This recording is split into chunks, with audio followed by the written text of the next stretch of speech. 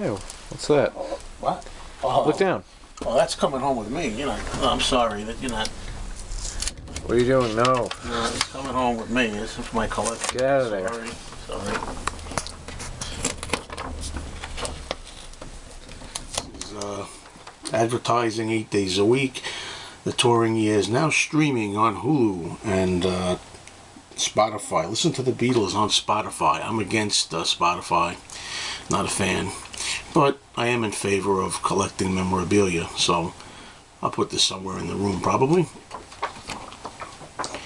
Okay, now let's show some of the finds that I got recently, Beatles related. I'm going to start with this, which I want to thank my friend here on YouTube. That's Tim Allen, who had a version of this album, and I had never heard of it before, and I learned about it through his video. He has a kind of a different format of this. This is a Beatles bootleg, and it's called The Beatles Reel-to-Reel Outtakes from 1963. And he showed this, but his version of this was on a blue vinyl.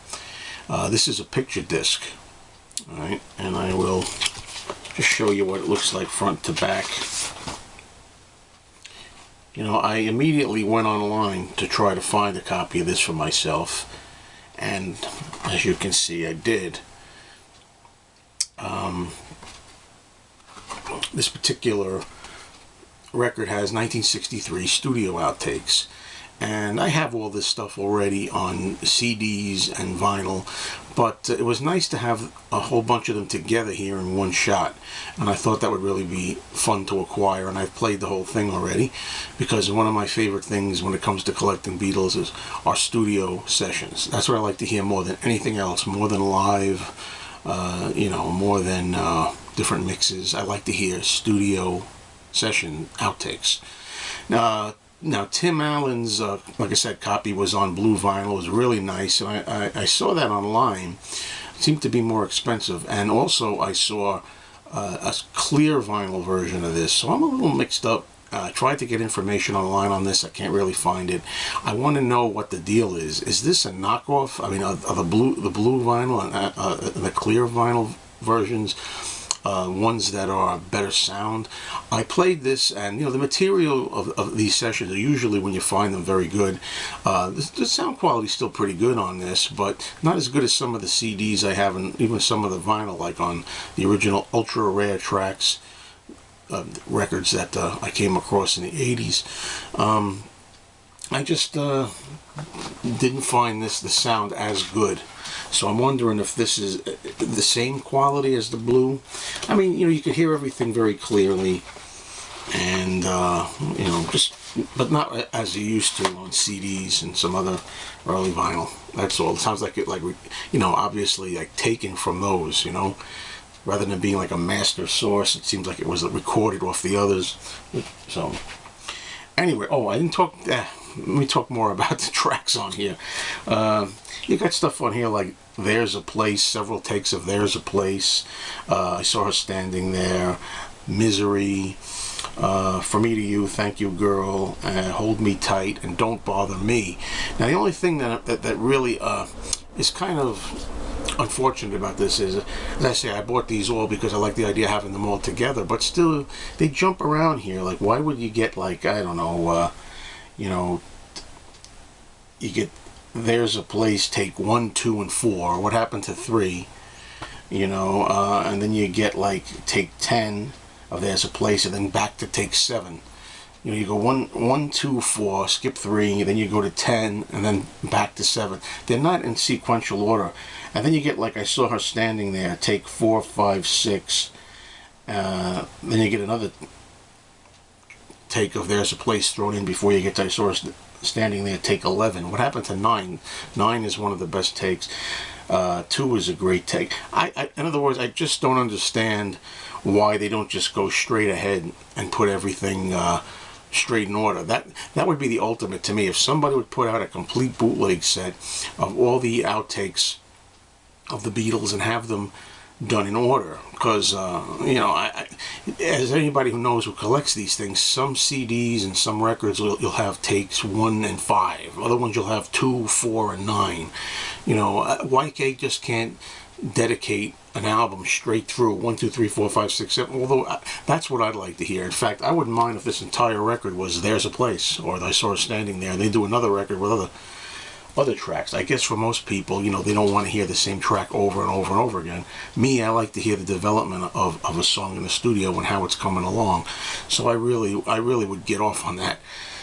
Having a complete sessions. I think there's CDs available out there like that, but let's have them all in order. I don't expect to get this from Apple Records because Apple doesn't care, and the surviving Beatles and the widows of the 2 deceased Beatles, they're not interested in putting out bum takes. I know Paul McCartney in particular doesn't like bad takes being out there, and I can understand that to a degree. All right, I spent a lot of time on that. Now we go to this, which I didn't know existed. This is a 12-inch EP, if you will, of George Harrison. Great song called "Cheer Down," which is just wonderful. It's from the movie. I think they used it on Lethal Weapon 2 as the closing credits. It's also got a great new song at the time, around the late 80s, called "Poor Little Girl," and you got Crackerbox Palace too. So you got a 3-track record here. "Cheer Down" is fantastic. "Poor Little Girl" is fantastic. And they throw Crackerbox Palace, which is a George classic from the 70s, on here. It's just a nice piece. I didn't know this was around, so I was really pleased to find this. Okay. Don't worry, I'm getting there. Okay, next. Let's show Tripping Alive Fantastic. This is an upgrade. I got this because it was in the shrink wrap. It's Paul McCartney's multi-disc live set. It's not an album I like, to tell you the truth. I'm not big on live albums to start with, and this is not one of my favorites at all. I much prefer Paul Is Live from '93, but this has the hype sticker on it, which is the main reason I bought it. And once I got a hold of this, I went and traded in my existing copy that I had that did not have the shrink. But you know, it's a nice book. There's a nice book in here. Really nice pictures of the band. This is from the 1989-1990 tour, when Paul really went out there and first started playing live again. First time I got a chance to see him in December of '89. It's really a nice package, you know. It's just I'm just not wild about the actual material. It's a 3-record set. Okay. All right. Next thing I'm going to show is pretty interesting, I guess, right? But not much to show in a way. Let me show you what they are here. Okay, I found these at my store. It's the Lost Lennon tapes, but this is the actual radio discs. Each one of these is a double disc, 4 sides, 2 records each, with different shows. You get everything here. You get the song snippets of John Lennon, plus you get the radio ads, and you also get Elliot Mintz, who was the host, narrator of these. And there's not much to show in the sense that I have 9 of these. There must be 100 or more of these shows that exist, but I had 9 of them at my record store, and all of them are really the same. They all have the same artwork on them. The only difference is that the content's different, and you get these sheets here which tell you the content of the program on them. You know, the guy who owned these before me had them Scotch taped to the front to tell one show from the next, I guess. And you know, as I've said, that's what I meant in the beginning when I said there's nothing really here as far as to show. You know, they're all identical. But I got 9 of them, and how many can you have, really? I mean, I don't know how many shows they did, over 100 at least. And after a while, you can only listen to so many. But it really was interesting. I played one of them already, and one of them was about the Playboy interview that John did from 1980, and there's like audio of that you don't hear anywhere else.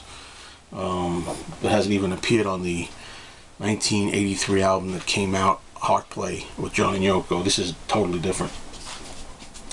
So, next record I have here, I might even have this in this format. I don't really know. Format being sealed. It's Traveling Wilburys' first album, sealed, never opened. So again, my quest for sealed albums. I know I have this in shrink. Whether it's sealed or not, I'll have to check. Otherwise, I'll have two sealed copies, and one that's ripe for trade or for sale. But the more I think about it, I'm pretty sure it's just in the shrink, not sealed. And that's one that will not be opened. Okay. All right, now I got a couple of 45 picture sleeves. This is one that I needed. The MGM Beatles My Bonnie, backed with the Saints, when the Saints go marching in. There's a little bit of writing here, you know, on the corner. See, I know this sounds like, again, this sounds like a justification, because you might see some pen writing, red pen here and there. But this is the kind of sleeve where I really don't want to pay a lot of money, because this could be worth a decent amount of money if it was in minty condition. But it's not very attractive. There's no photos on it or anything. So in a way, you luck out when you're able to get it cheap, because there's a little pen mark on it, you know. But it'll serve the purpose. There was no record in here when I got it. I already have the record. That's not an issue.